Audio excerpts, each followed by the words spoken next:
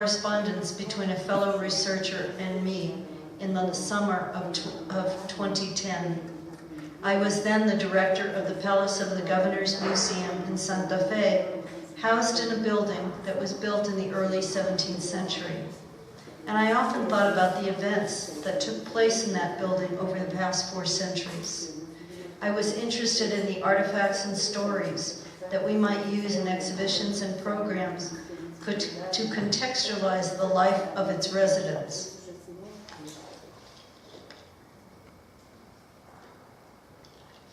As I came to know more of Doña Teresa's story through documents written in her own hand, I could not walk away from this project until it became a book.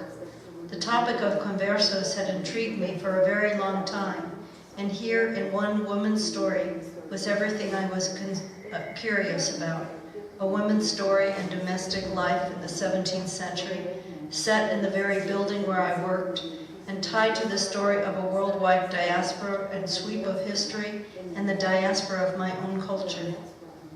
All of this tailored to my interest as an ethno-historian who's been fascinated by the anthropology of diaspora cultures and the still relevant topics of what happens when people of different cultures meet. My book was drawn from the masterful transcription and translation work of a team of historical linguists working for the University of California, Berkeley, under the direction of Dr.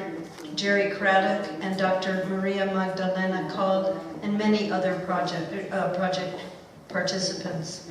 Their translations and linguistic annotations captured the depth of Doña Teresa Aguilera Iroche's anguished defense. Doña Teresa was the only woman from New Mexico tried before the Inquisition for the crime of heresy, in this case for judaizante or secretly practicing Judaism. Other women in New Mexico were investigated locally for actions that were potentially blasphemous or for gossip bordering on affront, or for behaviors that were construed as witchcraft or love magic. The description of her arrest, carried out by Fray Alonso, as well as other church and civil officials and soldiers who served in the governor's residence, is among the most voyeuristic of documents in the case file. I'll read you just a little bit of it. On the 27th of August, of the month of August of 1662, in the early morning, about 4 more or less, I, the Father Custodian and Commissary Alonso de Posada, in the company of the Alguacil Mayor of the Holy Office, Don Juan Manso, and assisted by Father Fray Nicolas de Freitas, Captain Antonio de Salas, and the armorer Joseph Jurado, went to the house where Doña Teresa Aguilera Iroche lives and has lived, and having opened the door of the hallway that is there with a pass key, we found in the said hallway Doña Teresa de Aguilera Iroche seated on her bed. She was half dressed, and there next to her were 2 beds, and Doña Ana Robledo and Doña Catalina de Zamora were lying in one bed, and in the other was Antonia Gonzalez, inhabitants of the villa, who had gone to be companions to Doña Teresa. And the alguacil, having entered the hallway, told Doña Teresa that she should surrender as a prisoner of the Holy Office by virtue of a special order he was carrying from your lordship. And to this, Doña Teresa, crying and showing her grief, responded by asking why an important person like her was being arrested in this way, and saying that she was a Christian and a Catholic, and she did not know why she was being offended in this way. And she turned her face twice to an image of Our Lady. She asked for justice, would please to whoever was the cause of outrages like those that Our Lady had suffered. And then with kindness, Doña Teresa was ordered to finish dressing. And this is the part that really gets me, because he describes every single piece of clothing that she puts on. Doña Teresa put on first a doublet of blue fabric, and beneath that a scarlet damask corset, and a blouse of Rouen linen embellished with silk tufts, and then she put on a red petticoat with 5 tiers of silver tips and an underskirt of bayeta, or the coarse woven flannel. And then she put on bracelets of coral and strings of pearls and a thick braid of blue and other colors and false pearls, and all of which, along with the shoes she had on, was soiled. Doña Teresa was taken to a cell in the convento just steps away from the palace, and where she surely would have heard the familiar sounds of the Santa Fe Plaza. Several days later, Don Bernardo and Doña Teresa were transferred to the Inquisition cells at Santo Domingo Pueblo, about 35 miles south of Santa Fe, where the Holy Office headquarters were located. They were held there until October 6, 1662, when they and other prisoners left in a caravan under guard destined for the Inquisition secret prison in Mexico City. They traveled down the Camino Real for just over 6 months through the dreaded Jornada del Muerto and arrived in Mexico City on April 11, 1663. In her subsequent testimony, Doña Teresa recalled this torturous journey, not knowing the actual charges against her nor her ultimate fate, and on occasion catching a glimpse of her husband chained in a prison car, stripped of his title and his dignity. Doña Bernardo's first appearance before the inquisitors was on April 28, 1663. And on November 28, 1663, following 3 admonitions given to him during the spring and previous summer, Don Bernardo was presented with hundreds of charges dealing with his alleged Judaizing, but also for his unbridled greed and promiscuity, as well as his defamation and maltreatment of the clergy. Don Bernardo died in prison in the autumn of 1664, leaving Doña Teresa alone to clear their names of the charges of crudesante. Doña Teresa met several times with her inquisitors before she even learned the nature of the charges against her. And at her earliest appearances, she demanded that the court know who she was, a woman of privilege, the daughter and wife of former colonial governors. On October 26, 1663, 14 months after her arrest in the palace, the 41 articles containing the accusations against her were read. They were accusations based on the testimony of 26 persons whose identity she was not told. In addition to detailing her lax religious practices and failure to attend church services, they also included allegations that she bathed and changed clothes and linens every Friday, regardless of the weather, possible signs of Jewish practices, and that she read books in language other than Spanish and laughed over the contents, and that she violated the fast of Good Friday, 1661, by drinking hot chocolate. Several maids and household servants told their version of the Good Friday events, though only one had been an eyewitness. The cook, Antonia, claimed that while the procession from the church passed by the governor's residence, Doña Teresa placed a cap on her husband's head, and they exchanged some words that the cook thought to be some kind of special religious ceremony. Several servants and people who were not even in Santa Fe on that fateful Good Friday testified against the couple, adding lurid details in their interviews with Fray Alonso. She was accused by some of her household staff members and neighbors of using love magic to entice her wayward husband. Several of the friars and men working in the palace residence accused her of being rude, cruel, and uncharitable. In summing up the charges against her, the prosecutor concluded by noting that she deserved punishment at the very least for being a proud, haughty, and obstinate woman. Doña Teresa's appearances before the Inquisition continued for many months after her husband's death. In giving her Discurso de la Vida and other information, she testified that her parents, grandparents, and relatives had been considered to be Catholic Christians without any racial stain, that she was baptized in Italy at Alexandria of Po and confirmed in Milan, where she was taught in a convent, that she always attended Mass on feast days and confessed and took communion once a year as the church required, that she could recite all the appropriate prayers in Latin and Spanish, and that she could read well in Spanish and Italian, but did not know how to write them fluently. She staunchly defended her Christian faith, replying in many different appearances that as a good Catholic Christian, she would die to defend her faith. She accused her enemies and those of her husband of giving false testimony.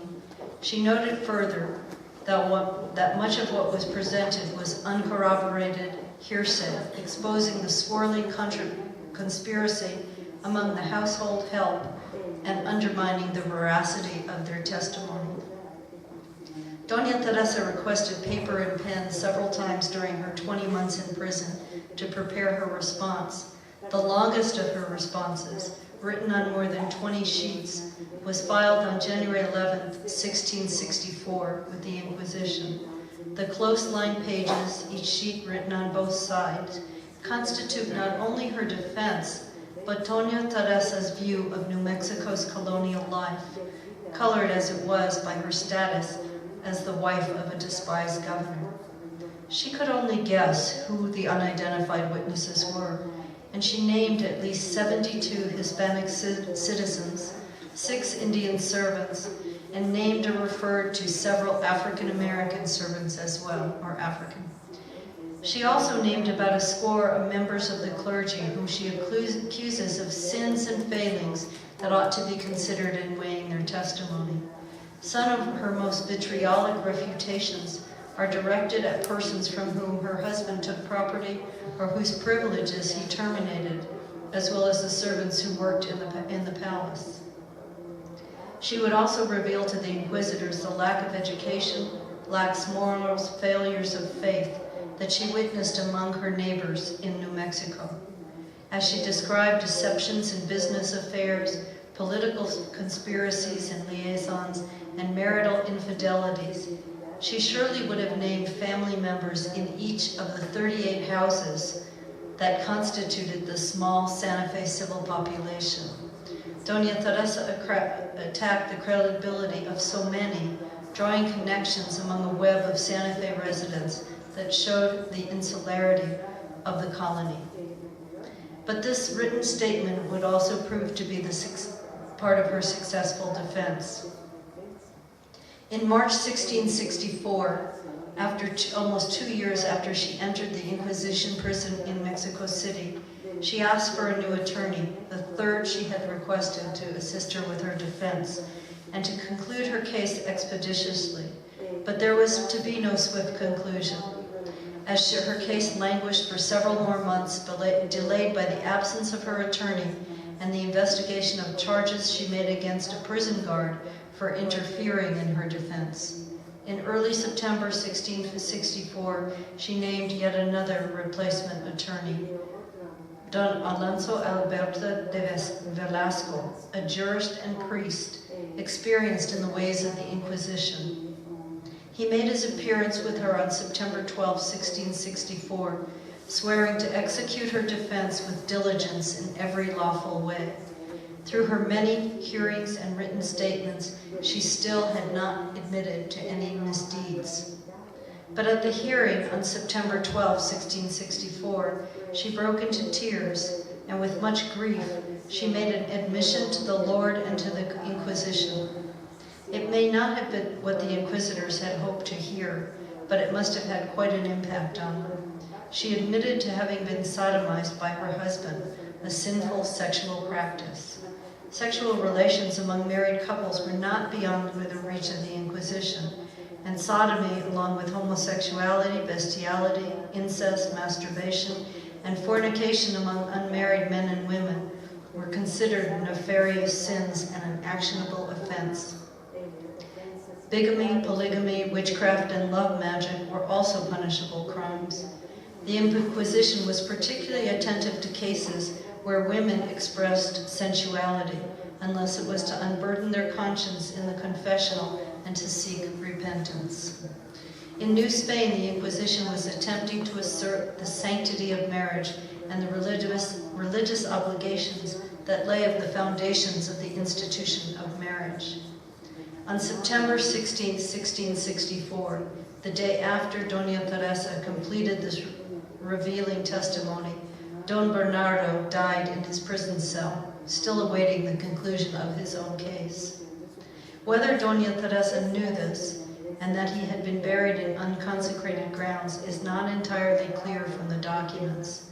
Her trial continued on the 17th, and then again on the 20th of September, with no mention of her husband's death.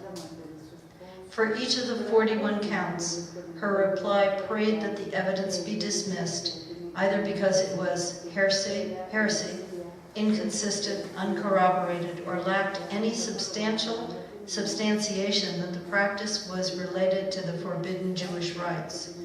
For example, in response to count 1, that the governor and Doña Teresa washed, changed their clothes, and performed personal hygiene that appeared to their witnesses as evidence of a Judaic ceremony, the reply brief argued that for all the malice and plots of the witnesses who tried to belabor this point, there was no proof that this was a Jewish ceremony. She answered each of the charges with legal and logical arguments, and then concluded with a powerful assertion of her faith as the basis of her innocence. She said, "Your Honor will always find to be clear and evident in what I have declared at my hearings, which I present as lawful and peremptory basis for my defense, that by the grace of our Lord, and I am and have always been a Catholic Christian, and an observer of the holy law of the gospel, obeying it faithfully and devotedly, and I therefore deny in their totality the said indictment and the inferences and hyperboles made therein, and the offenses that in the prosecutor's brief are said to prove insolence and apostasy." On the 21st of November, 1664, Don Alonso Alberto de Velasco rested his case, although he did so noting that Doña Teresa was not sure if the case should be concluded. She was prepared to fight on and wanted to recall witnesses from New Mexico, something her attorney noted would result in even more delay. Almost a month later, on the afternoon of 19th of December, 1664, the inquisitors voted to suspend her case. The inquisitors said they unanimously declared that the case of this accused should be suspended for now, and that she should be enjoined and admonished to live in keeping with the obligations of a good Christian, and that upon payment of her expenses and board, and the confiscation of her property be lifted and her person be released. She signed a statement pledging herself and her young mulatto servant girl to secrecy about the proceedings. The larger questions remained, however. Had she been cleared of the charges or not? She left the court not really knowing her fate, and yet making one more pledge to uphold the Christian faith. After 620 days of imprisonment in the dank Inquisition prison, she was free, but there was the lingering question of the accusations against her.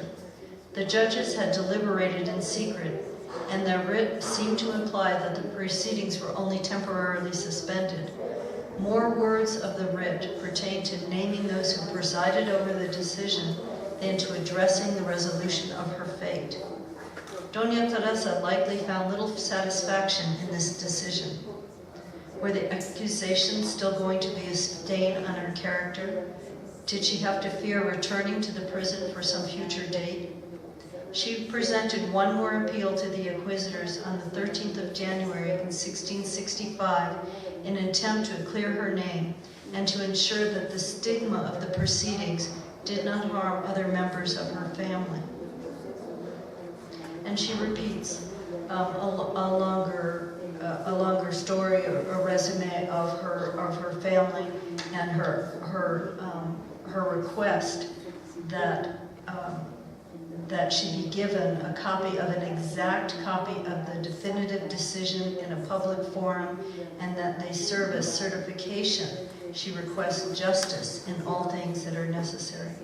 1 month later, she received her answer. The judges declined again to provide her with the certification of the decision, seeing that no good could come from releasing any of their deliberations. It was enough that she was released, that the criminal case for heresy had been suspended, and that she had been given an order for the release of her property.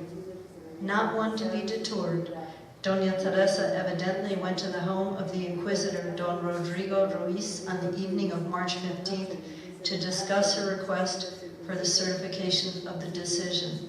And again she was told that nothing further was to be discussed, and there was no purpose served by releasing the record of their decision. Doña Teresa continued to live in Mexico City, close to her husband's family. She arranged for Don Bernardo's body to be removed to the cemetery of the Santo Domingo parish.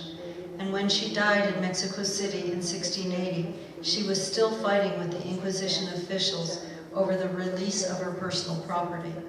Her heirs, the niece of her husband, continued to press for the release of the property. 14 years later, in July 1694, the Inquisitors released the last of her property and some 6,500 pesos to Don Bernardo's niece and her husband, and also to Don Alonso Alberto del Velasco, her attorney, who was then the rector of the cathedral in Mexico City. This research provided an extraordinary view into the domestic life of the governor's household on the northern frontier. The listing of furnishings and personal objects that they owned and used in the palace contained quantities of delicacies like chocolate and perfume soap, fine fabrics and furnishings. And certainly those descriptions satisfied many of my initial research questions.